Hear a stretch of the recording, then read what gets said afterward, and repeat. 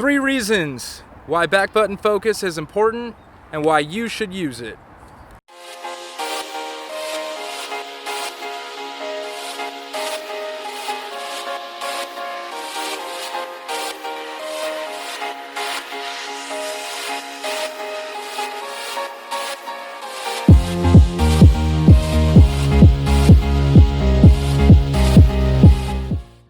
So when did back button focus become mainstream? Well, Canon was actually the first manufacturer to put back button focus in their 630D back in 1989. It actually wouldn't be called the 630D because back in 1989 they didn't have anything digital. So it's just the 630. You can go ahead and check out this link, tinyurl.com/Canon 630 if you'd like to read more on Canon's website. This is important because it gave photographers an entirely new option for focusing. It used to be where your only option was half pressing the shutter, that focused your subject, and then a full click actually took the picture. But we have evolved. So for those of you who don't know where the back button is on your camera, it's this little nibbly looking button here. And that's gonna focus. Oh shit, I have a manual lens. All right, cut it. And are we recording on? Okay, so we're back now and we have an actual lens that will focus when you choose the back button. So typically the back button is gonna be whatever button is directly normally to the left of your shutter speed dial. So you press that and then you can take your picture separately. So let's go. I have the flash because this is actually a great reason to use back button focus.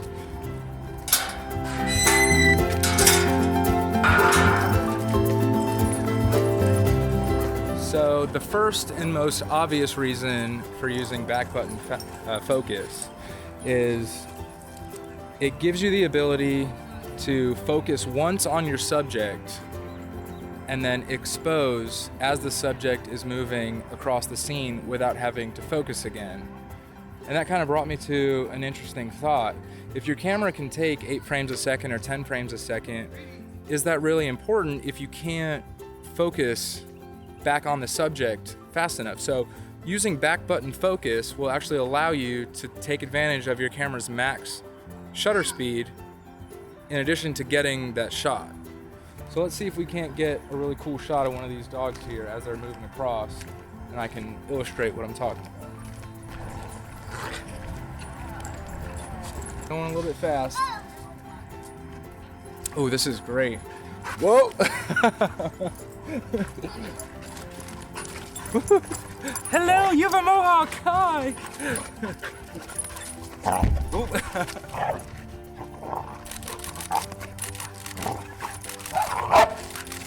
So what I'm doing there is I'm using the back button to focus once on the I don't know if you can you see through that? Yeah. Okay. So these dogs love us. Oh God. I'm getting mobbed. Okay. So pick your subject, make sure that your focus point is on that subject, focus once, and then use your shutter button to actually take the picture. Now you're not refocusing in between shots, so you can just click away. Okay. What's his name? It's Mika? Come here. It's Mika? Sit. Sit. Oh, Mika's so good. She's good at smiling. Sit. What's that? Oh. Hi, Mika. Okay, so second good reason, right, is to expose the background separately from your subject. So in order to do that, we're actually going to use Sean, who's behind the camera. Do you mind? Sure. Is it okay? Yeah. Okay. We're going to be funny here because we're going to have you do like kind of a seductive pose in the trees. Oh gosh. What am I doing? What you do in order to get the, I don't know if you can see me. So what you do in order to get this kind of shot is you're gonna use the shutter button to expose the background. So you wanna make sure that your camera's metering system is set to matrix, which is usually the one where it looks like it's covering the whole screen. Clip to graphic, okay? So you're gonna use your camera shutter button, you're gonna expose the background, and then you're gonna turn to your subject and focus.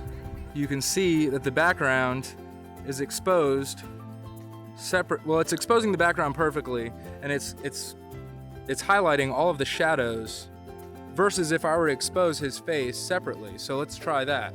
So if I expose Sean, we'll notice that we have certain parts of his face, as an extreme example, blown out.